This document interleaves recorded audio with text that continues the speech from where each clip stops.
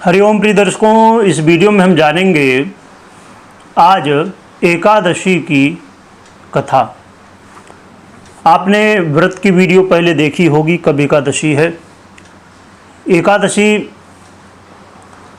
व्रत जो कि भगवान विष्णु को समर्पित है। एकादशी का व्रत करने से भगवान विष्णु की कृपा प्राप्त होती है, एकादशी माता की कृपा प्राप्त होती है, जिससे व्यक्ति अपने जीवन में सभी बाधाओं से दूर होके और अपने जीवन में उन्नति प्रगति करता है। और व्रत में इस कथा में बताया गया है कि ये जो देवशयनी एकादशी यानी कि आषाढ़ शुक्ल पक्ष की ये एकादशी जो देवशयनी के नाम से जानी जाती है, तो इसका व्रत हर एक व्यक्ति को करना चाहिए। इसका व्रत ना करने से मनुष्य को पाप लगता है।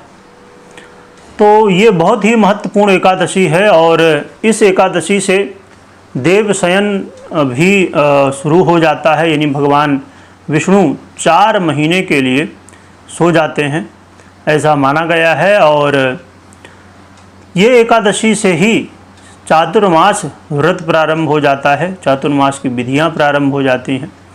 और आपको इसी चैनल पर जल्द ही वीडियो आज ही प्राप्त हो जाएगी।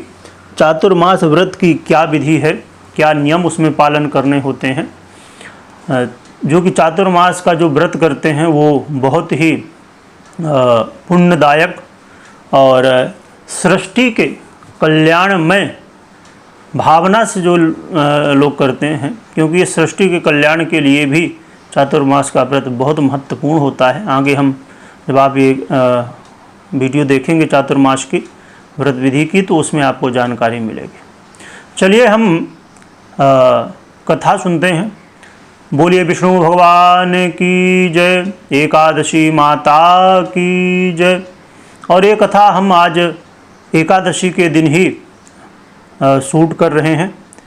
सुबह सुबह स्नान आदि से निवृत्त होकर भगवान की पूजन करके, और उसके बाद हमने कहा कि कथा शूट कर लिया जाए, जिससे बिल्कुल दिव्य पवित्र स्थिति में कथा हम सुने। ये खाली ऐसा नहीं कि YouTube में आप या Facebook में देख रहे हैं। बिल्कुल हम स्नान आदि से अभी सुबह सुबह निवृत्त हुए हैं और भगवान की पूजा करके, हमारा भी व्रत रहता है तो भगवान की पूजन करके हमने कहा कथा भी हो जाएगी और आप लोग भी सुनेंगे।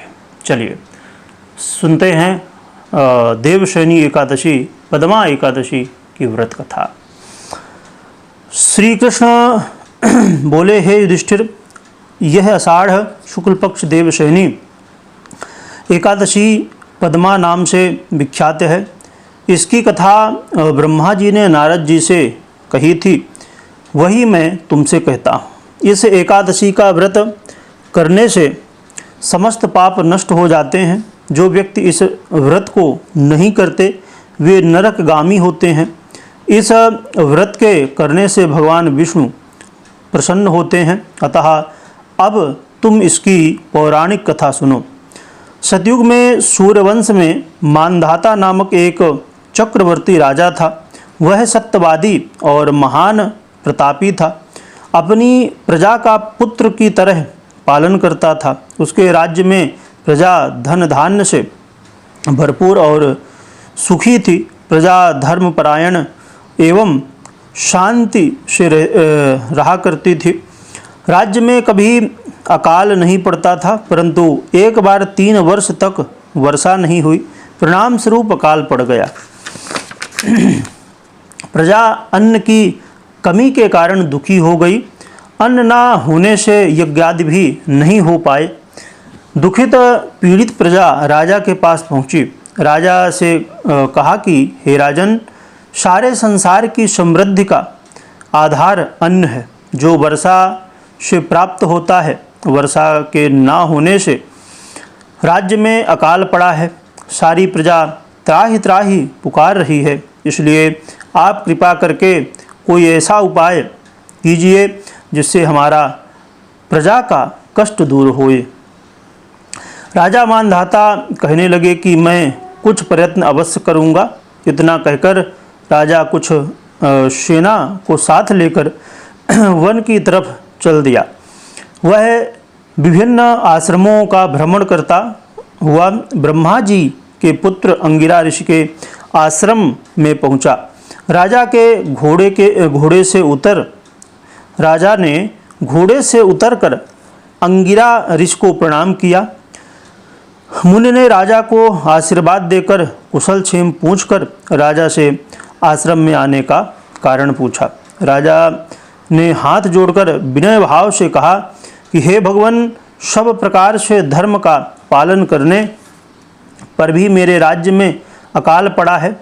इससे प्रजा अत्यंत दुखी है।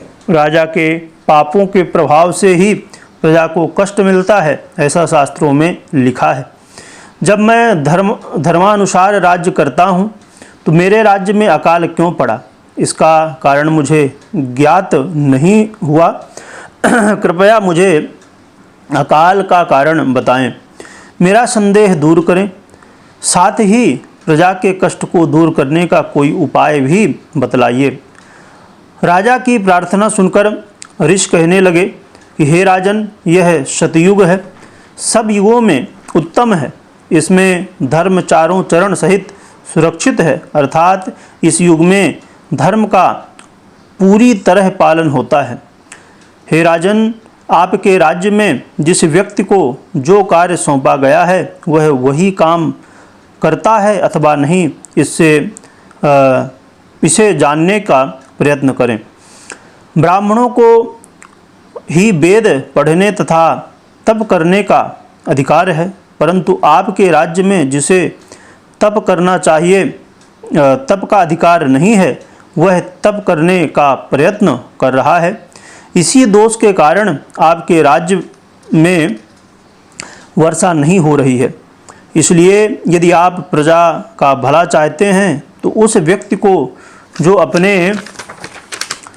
अपने अधिकार का कार्य छोड़ दूसरे के अधिकार क्षेत्र में कार्य करने की भूल कर रहा है, उसे आप रोकें।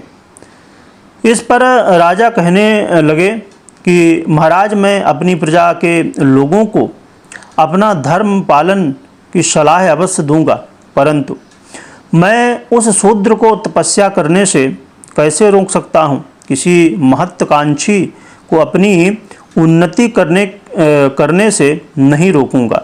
यदि इसके अतिरिक्त भी कोई उपाय हो तो कृपया आप मुझे बताइए।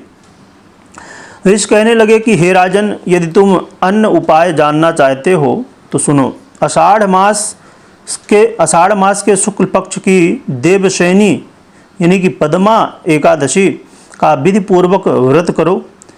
व्रत के प्रभाव से तुम्हारे राज्य में वर्षा होगी और प्रजा सुखी होगी। देवशयनी एकादशी का व्रत सब सिद्धियों को देने वाला तथा समस्त उपद्रवों को नाश करने वाला है। इस एकादशी का व्रत तुम प्रजा सहित करो। मुनि के इस वचन को सुनकर राजा अपने नगर में आया। उसने विधिपूर्वक देवशयनी एकादशी का व्रत किया। उस व्रत के प्रभाव से वर्षा हुई, वह प्रजा सुखी हो गई। देवशयनी पद्मा एकादशी का व्रत इस लोक में समस्त संपन्न भोग और परलोक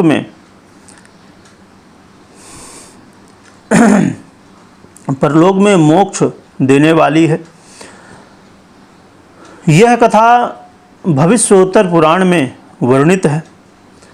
तो प्रिय दर्शकों, ये रही पद्मा देवशयनी एकादशी की व्रत कथा, यानी कि आषाढ़ मास शुक्ल पक्ष में जो ये व्रत किया जाएगा, इसकी ये व्रत कथा है। और इस एकादशी का व्रत जैसे आपने सुना भी कथा में और मैंने पहले भी बताया, क्योंकि मैं हमेशा ही एकादशी का व्रत रखता हूँ तो मैं कथा पढ़ता हूँ, काफ़ी लंबे समय से व्रत रखता हूँ। तो यानी कि कहना चाहिए कि बहुत समय हो गया। तो कथा पढ़ते पढ़ते, क्योंकि हर एकादशी का मेरा व्रत होता है, तो कथा पढ़ते पढ़ते लगभग दिमाग में बैठ जाता है। तो एकादशी का वैसे भी हर एक सनातनी को, हर एक विष्णु भक्त को एकादशी का व्रत यदि आपका शरीर साथ देता हो तो अवश्य करना चाहिए। बाकी आपकी श्रद्धा और आपके सामर्थ्य के अनुसार है। और जल्द ही इस चैनल में आपको चातुर्मास की भी कथा सुनने को मिल जाएगी, उसमें विधि भी आपको सुनने को मिल जाएगी। आप लोग ज़रूर सुनिएगा, क्योंकि भले ही आप व्रत का नियम का पालन ना करें, परंतु कथा श्रवण करने का भी बड़ा महत्व होता है। कथा श्रवण करने से पाप ताप दूर होते हैं और भगवान की कृपा प्राप्त होती है। तो आप लोग ज़रूर सुनिएगा और इसी तरह इस चैनल से जुड़े रहिए और सब्सक्राइब भी करिए, क्योंकि जल्द से जल्द ये चैनल और भी बड़ा परिवार हो हमारा व्रत त्यौहार का, तो और भी ज़्यादा कथा हम इस चैनल में ला सकें और आप लोग श्रवण कर सकें। कमेंट में जय विष्णु भगवान, जय एकादशी माता लिखिएगा। लिखने के साथ खूब स्मरण करिएगा, क्योंकि स्मरण करने में कोई दोष नहीं, कोई समय नहीं। आप अपना कार्य, अपना जॉब, बिजनेस जो भी करते हैं वो करते रहिए और मन ही मन प्रभु का स्मरण करते रहिए, तो बहुत ही सुंदर है। और इसी के साथ वीडियो देखने के लिए बहुत बहुत धन्यवाद।